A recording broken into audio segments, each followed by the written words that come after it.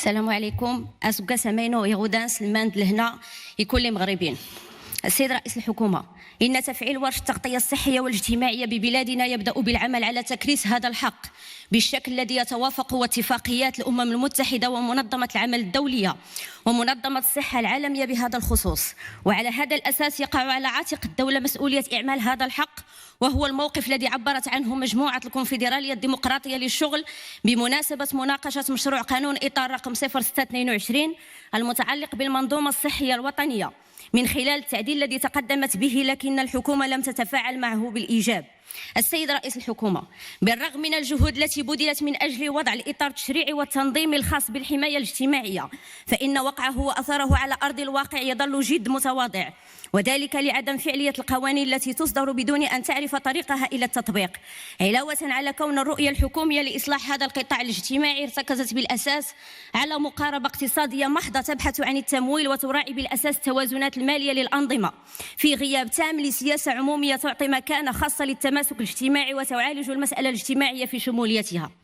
السيد رئيس الحكومة، إن تعميم التغطية الصحية والاجتماعية ليس مجرد خطابات وإعلانات تسويقية، وإنما تعميمه مرتبط بالتدابير المتخذة لإنجاحه ومدى ضمان الحكومة لاستفادة جميع المواطنات والمواطنين من هذا الحق. ومن هنا نتساءل كيف يمكن تعميم هذا الورش في ظل ضعف مؤشرات التأطير الصحي، التوزيع الغير العادل للعرض الصحي، وكذا التفاوتات العميقة في الولوج إلى العلاج حسب المستوى الاجتماعي، ضعف البنى التحتية وتقادم التجهيزات الطبية في العديد من المستشفيات التي لا تواكب التطور الطبي والتقني، ناهيك عن ارتفاع أثمنة الأدوية وتكاليف العلاج، حيث ترفض الحكومة دائما مقترح السيدي بخصوص حذف الضريبة على الأدوية، النقص الحاد في الأطر الصحية والتباين الحاصل في توزيعها بين جهات وأقاليم المملكة،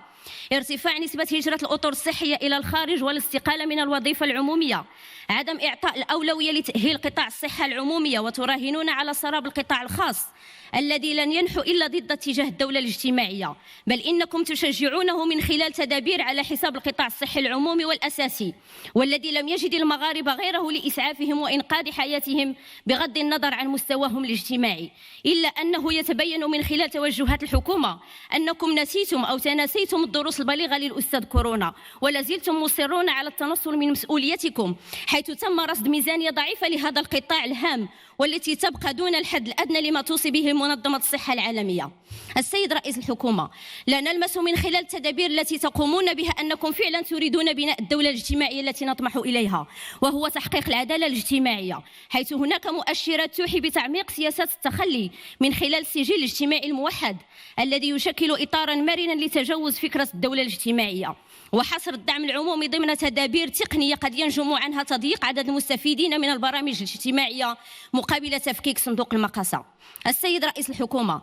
اعتمدتم منظومة صحية مختلطة تتسم بوجود قطاعين عمومي وخاص لتوفير العلاجات وبتمويل قائم على المساهمات وبالميزانية على حد سواء، وهو ما يزيح عن الصحة طبيعتها كخدمة عمومية ويسمها بمنطق الربح ويسعى إلى تسليعها، ويتبين أن الحكومة من خلال الترسانة القانونية التي أصدرتها مصرة على نفس هذا النهج الذي لا يتلائم وشعار الدولة الاجتماعية الذي ترفعه.